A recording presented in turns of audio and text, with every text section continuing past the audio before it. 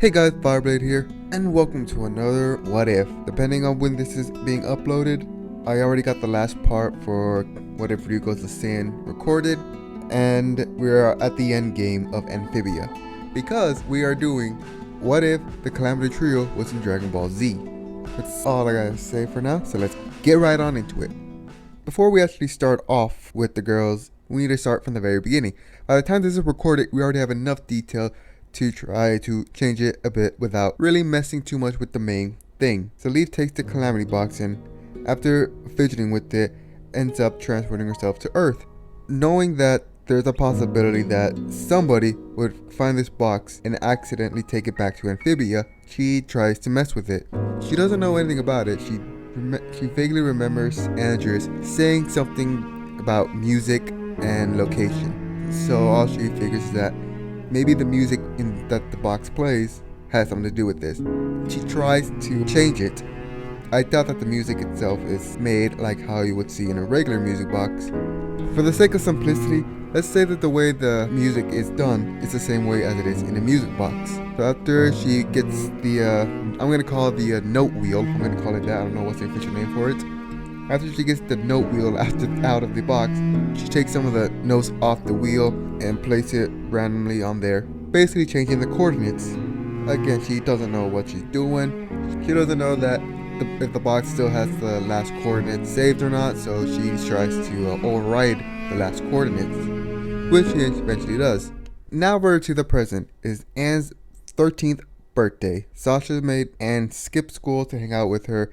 Marcy finds information about the box. Her parents gonna move and Marcy doesn't want that, and so she, along with Sasha, convince Anne to steal the music box. Just like in the original, Anne opens the music box with all three huddled together. And just like in the original, the music box transports them to another world. This time it's in the Dragon Ball universe. Anne wakes up in a forest that is on the edge of a mountain. After waking up, she looks around confused. After getting herself together, she quickly worries about where is Sasha and Marcy. While trying to look around, she reaches the edge of the mountain and sees that, yeah, she is in a mountain area. She is at Mount Pauzu. Anne just takes this in, just like, wow, this is so beautiful. After Anne takes in the sight, she hears a sound.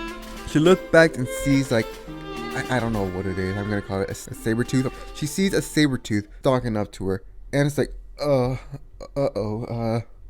she doesn't know what to do. She is cornered. She just knows that she's gonna die. That's all she knows. The saber-tooth lunges at Anne, causing her to scream. Meanwhile, in a lake, Goku has caught a big fish. A huge fish, mind you. He gets this huge fish, saying something that this should be enough for lunch. After putting his clothes back on and about to take the fish home, he hears a scream. Knowing that this is a scream of pain and terror, Goku calls for his Nimbus and flies to where he thinks the scream is being heard.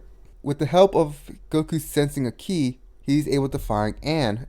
Anne is trying to push the saber-tooth off of her, but the saber-tooth has one of Anne's arm in its mouth and it is tearing into it. Anne is bleeding profusely. She's trying to push the saber-tooth off of her while trying to not have it rip her arm off. Goku, seeing this, kicks the saber-tooth off of Anne. With saber-tooth teeth still clenching in her arm, it basically leaves a huge scar on Anne's arm. If Anne was trying to fight the saber-tooth, she would have already lost her arm by now. Since she was moving her arm with the saber-tooth while it was trying to pull it off, it wasn't able to come off. After the saber-tooth runs away, Goku looks to Anne and sees her basically cradling her arm. It is bleeding profusely. Goku goes up to her, tries to console her, but Anne is panicking right now. She just got attacked by a saber-tooth. She almost lost her arm, and at any moment she could die from blood loss. Goku tries to hold her arm, but Anne pulls back quickly. Goku tries to calm her, telling her that he will help her. He just needs to let her see his arm. And after hesitating, lets Goku have her arm. Goku uses his ki, is able to cauterize, whatever, however you pronounce it, cauterize the wound, so it can basically stop bleeding. Goku tells Anne to sit still while Goku gets stuff to try to help patch up Anne's arm. In the filler for Dragon Ball Z, we know Goku knows the environment enough to make at least something that can help with wounds, because in the filler, it shows Goku making something to help heal a scrape for Gohan when he was just a kid. So Goku gets the necessary plants to do so. After he does so, he comes back to Anne, who is still clenching her arm.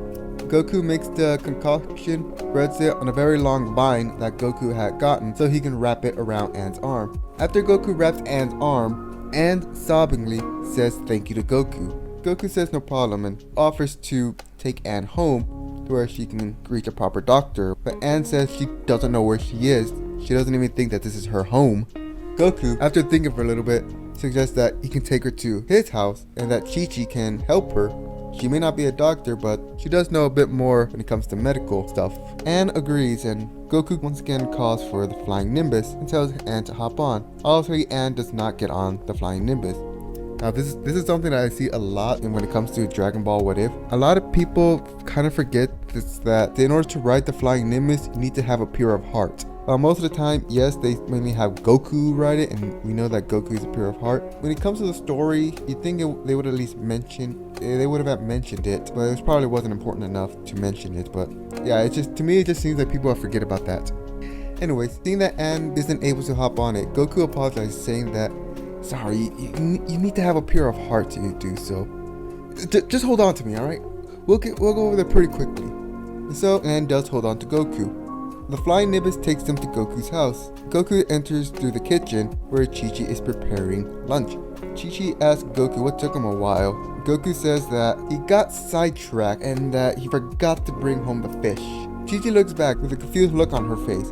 But before she can ask anything, she sees Anne right behind Goku, clenching her arm with a makeshift cast on it. Chi-Chi, who's been a mother for about almost a year already, has her motherly instinct kicks in. She tells Anne to come in and sit down. Chi-Chi hands Goku Gohan and tells him to put him in his crib and to bring the first aid. Goku does, and Chi-Chi asks Anne what happened. Anne tells her that she got attacked by a saber tooth and that Goku was able to help her. Chi-Chi, who understands, asks Anne to let her see her arm.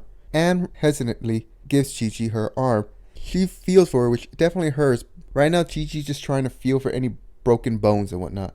Luckily, her bones aren't broken. Goku comes back to the kitchen with a first aid. Chi-Chi, using the shears from gardening, cuts the lines off Anne's arm and starts to clean off the wound. As she does this, Kami teleports in, surprising Goku, Chi-Chi, and Anne. Chi-Chi, believing that Kami is Piccolo, screams in terror and asks for Goku to do something about this. Goku, who obviously recognizes Kami, asks Kami what's up. Kami just says that he's here to contain her and points at Anne. Anne just looks shocked and appalled. A lot of shit has happened on her birthday. She disobeyed her parents, she got transported to another world, she got attacked, she almost lost her arm, and now she already has somebody after her head. Before she can even say anything, Goku asks Kami what is he talking about, why is he going after her? Kami just says that he senses a great danger in her that could be even greater than Piccolo. He's doing his job as a guardian of Earth and is going to contain her.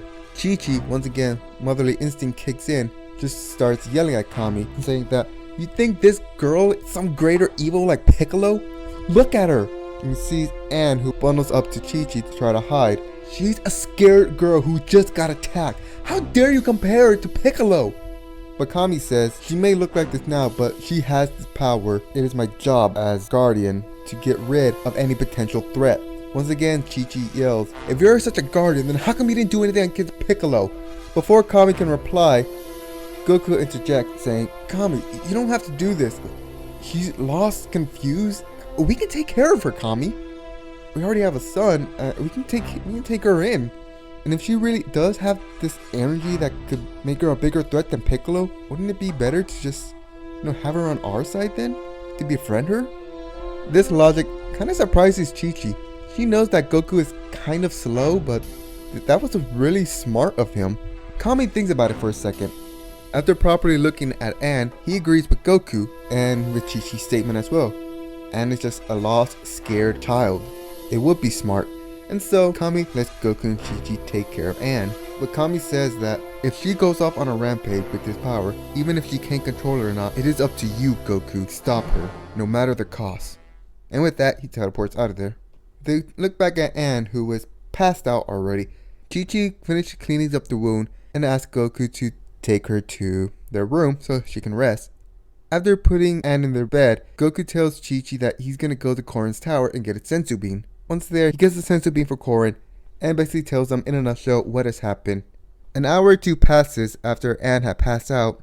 She wakes up, at first is scared of where she is, but after getting herself together, she remembers what has happened. She looks out in the window and sees that she is still where she last was, if just in a different room. She walks out into the living room and sees Chi-Chi holding Gohan. Chi-Chi turns and sees Ann. Oh, thank goodness you're awake. What happened? You passed out. Probably from stress and blood loss, maybe. It's a good thing you're alright. Thank you, Miss, Chi-Chi. You can call me Chi-Chi. That man that saved you, he's my husband, Goku. And this here's our son, Gohan. What's your name? Ann Boonshoy. Thank you again for helping me, but I should go. Don't you need a place to stay? Goku told me that you said you didn't have a home here. Ann stops to think for a moment. You can stay with us. We don't mind. Ann looks back at Chi-Chi. Are you sure? I don't want to be a burden on you guys. Then Goku comes in. Oh, it'll be fine. You're not a burden at all. Ann and Chi-Chi turns to see Goku. As Goku walks up to Ann, he hands her the senzu bean, and he tells her to eat it. After a bit of hesitation, Ann eats the senzu bean. Afterwards, she feels that her arm is being healed completely. And after a few seconds, she moves her arm that was heavily damaged and sees that it is no longer injured. She asks what that was, and Goku tells her that it was a senzu bean and that it can heal her, that it can heal and restore her stamina and energy.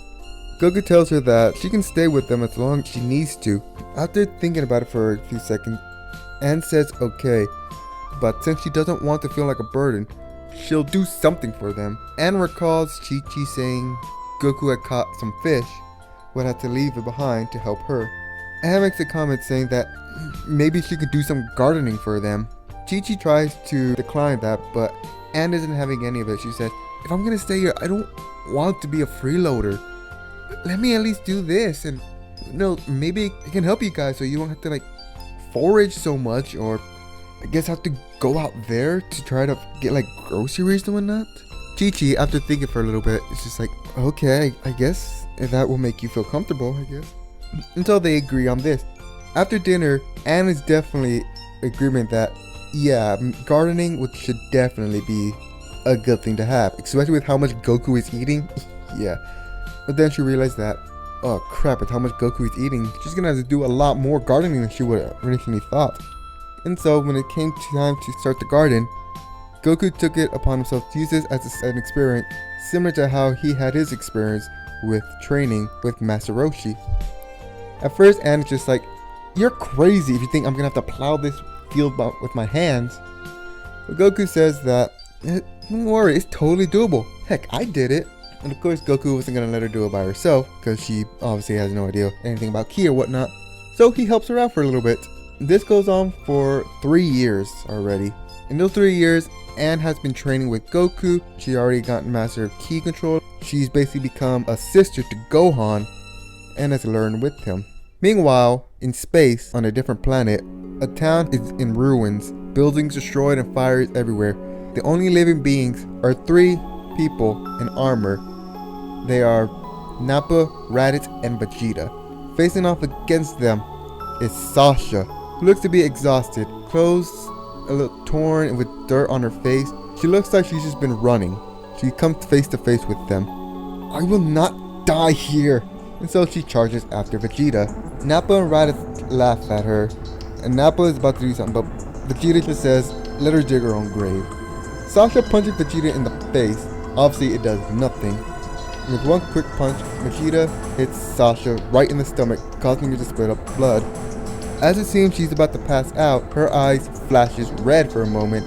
She grabs Vegeta's arm and throws him over her shoulder, causing a huge crater to form where she dropped him. This catches Nappa, Raditz, and especially Vegeta off guard. Sasha brings her arm back to throw a powerful punch, causing the crater to expand. After the dust settles, you hear Vegeta laughing. Well, that was certainly a surprise. I must say, he definitely seems to have a sane spirit. That's ridiculous, Vegeta. It's time to kill off the last being on here. Hold on, Nappa. Why don't we take her in? she could be useful for us. What do you mean, Vegeta? How could she be useful to us? That was just a surprise move that she was able to throw you over her shoulder. Is that a hint of nervousness I'm sensing, Nappa? Why would I be nervous, Vegeta? And it settles it. We'll take her with us. Raditz, she'll be in your pod. And so, after going back to their pods, with Raditz having Sasha in his, they fly off to one of Frieza's planets, and they put Sasha in the healing chamber to heal up. After a few minutes, Sasha wakes up. She is surprised where she is. After being released from the healing pods, she demands to know where she is, but she shuts up pretty quickly after seeing Vegeta. I wouldn't be making demands if I were you. In fact, if it wasn't for me, you'd be dead already. I can tell that there is something within you that honestly screams a Saiyan. And normally I'd be appalled, but with that little stunt you did, it definitely caught my interest. You work for me, then, well, I can't promise anything, but you at least have a better chance of surviving. What do you say? Sasha knows that this is an ultimatum, that if she doesn't accept, then Vegeta will just kill her on the spot. Sasha just asks one question. Did you see anyone else like me on that planet? Why would we pay attention to anything like that? Come on, it was a place full of bug people. Surely you would have noticed somebody else like me. So you have a mouth on you too. No, we didn't see anyone like you there. Okay, I'll join you. My name's Sasha, by the way. I didn't ask, but you will refer to me as Vegeta. And so, Sasha becomes a member of the Frieza Force, specifically under Vegeta's rule for the next 3 years. Meanwhile, again, Marcy wakes up in the middle of nowhere with the green skies, green water, and blue grass. After wandering around for a bit, she sees a village. After running to the village, she tries to ask where she is, but stops for a few seconds and really takes in where she is. A bunch of green people with pointy ears and antennae. After all the villagers standing around her and Marcy is trying to take everything in, an elder looking person comes out and greets her. Marcy turns and sees this being. Are you the elder chief here? Yes, I am. My name is Mori. And you are? My name's Marcy. Where am I? Have you seen my friends, Anne and Sasha? You're on planet Namek. As for your friends, I'm assuming they look just like you, yes? Then I'm afraid no. I have not seen nor have we heard anything about your friends, but maybe Elder Guru can help you. Elder Mori calls one of the Namekians and asks them to take Marcy to Guru. They agree to do so, and after realizing that Marcy can't fly, they pick her up and fly her over to Guru. After arriving at Guru, Nail comes out and asks them what they are doing with this stranger. They tell them what happened and that Elder Mori thinks that she should have an audience with the Grand Elder. Nail lets them in, and Marcy is in front of Guru. You must be Guru, right? My name's Marcy Wu, and I... Yes, I know of you. I sensed a powerful energy not too long ago, and I sensed 2 energy, both in the same location. Now that you are in front of me, I can tell that both energy are within you. One that is pure, and another that holds a darkness. I can tell that other one is not yours, but has been infused into you. An energy? Darkness in me? Worry not, young one, for you are in safe hands. We Namekians are peaceful, but unless you cause harm unto us, we will not cause harm to you. Oh, okay, of course. I would never do something like that. But it is that power that is deep in you that has me concerned. Until we are certain that you can have full control of that power, or at least contain it without it leaking out, we will not help you find what you are looking for. Okay, I'll do whatever it takes. And so, Marcy stays on planet Namek, not only learning about the Namekians, as well as this new power that is within her. She does this for 3 years, and while doing so, she learns a lot from the elders of each village on Namek, but also from Guru as well. She learns so much from Guru's knowledge. And this is where I ended off. Wow, just looking at the recording, I have about 40 minutes. I don't know how long this is going to be in the actual video. What do you guys think? Do you like how I did this so far? Because I kind of do. But anyway, yeah. I'm Fireblade here, and I will see you later, whatever I make. Bye.